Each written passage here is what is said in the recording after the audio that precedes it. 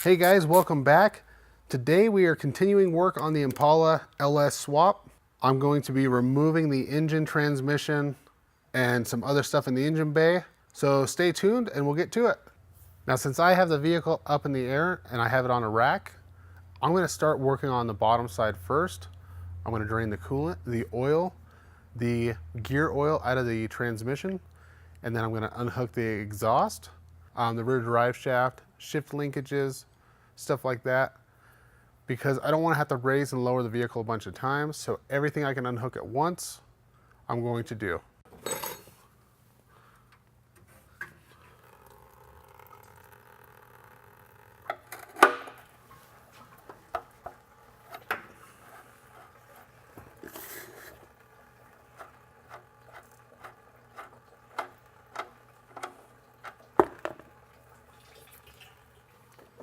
The shift linkages, they go up to the Z bar.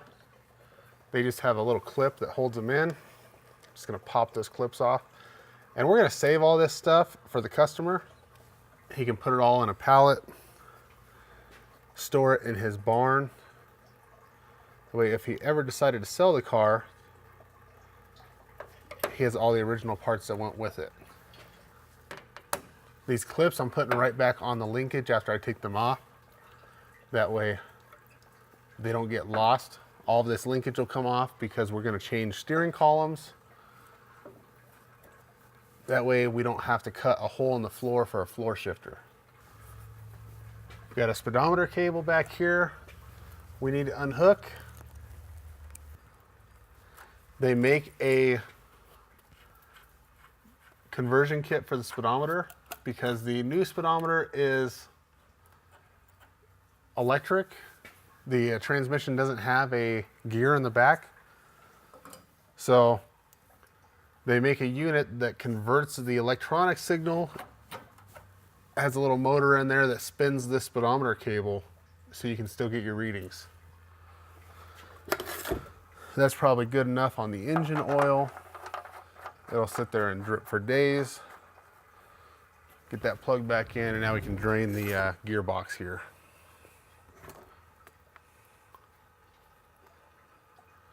Now you don't have to drain this stuff.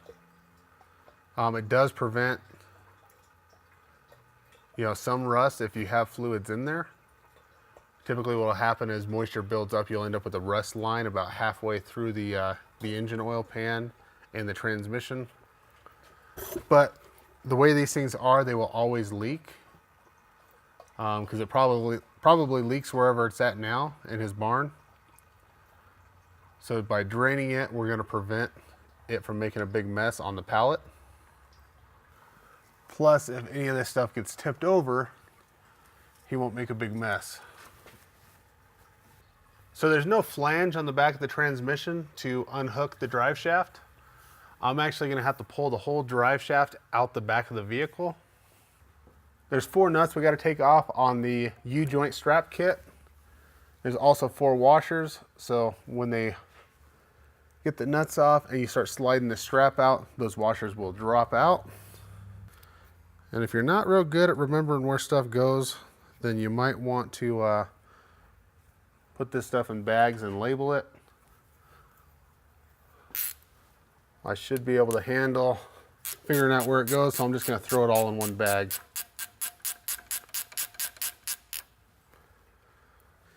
Old grease has a completely different smell than the new stuff. When you work on these old vehicles, they all kind of smell the same. I've drained gear oil out of old Volkswagens and it smells almost identical to this. I can't even slide that forward. So I'm going to have to move up and unhook the carrier bearing. I assumed that there was a slip in the drive shaft, a slip yoke, but I know there's one in the transmission. I just figured there's normally one after the carrier. They must have either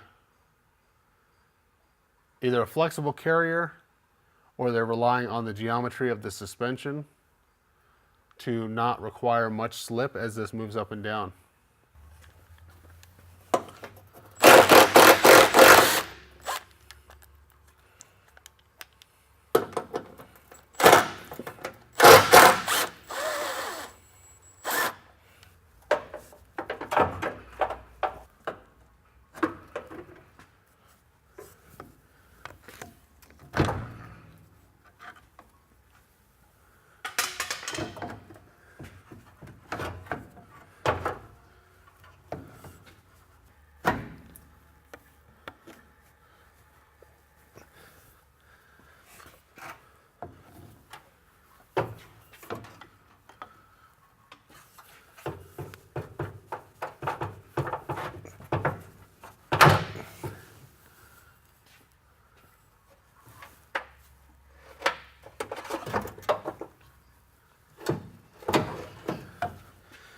It doesn't seem like it would have been that hard for GM engineers to put some bolts on this X-frame to where you could drop this center section right out. Imagine how easy it would be to work on these. Oh, there we go. Just got to get the right angle.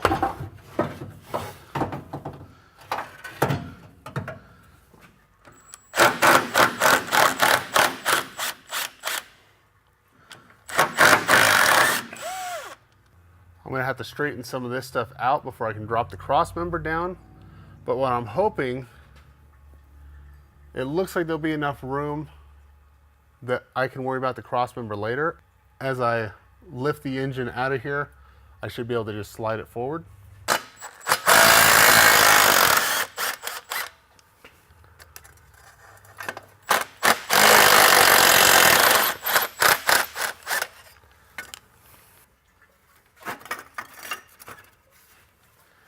And since we're not using any of this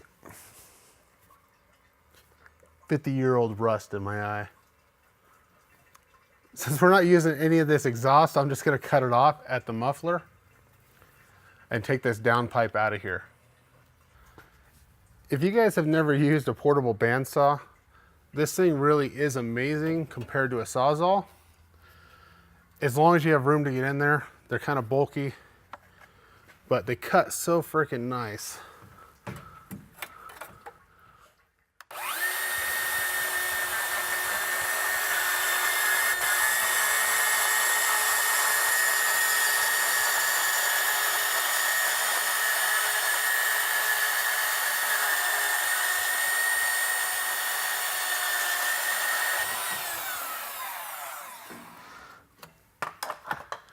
I would have been rattling there for a couple of minutes with the Sawzall, but would that take 20 seconds? Pretty easy. Now, I didn't pull the radiator cap off. The coolant probably would have drained a little bit faster if I would have, but we'll just let it keep doing its thing while I'm unbolting stuff underneath.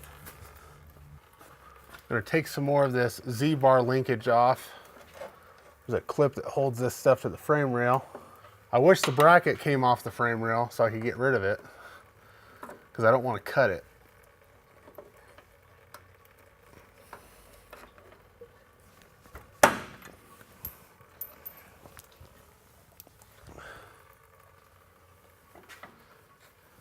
There's two bolts that hold the Z-bar bracket onto the block. I'm just going to zip those out.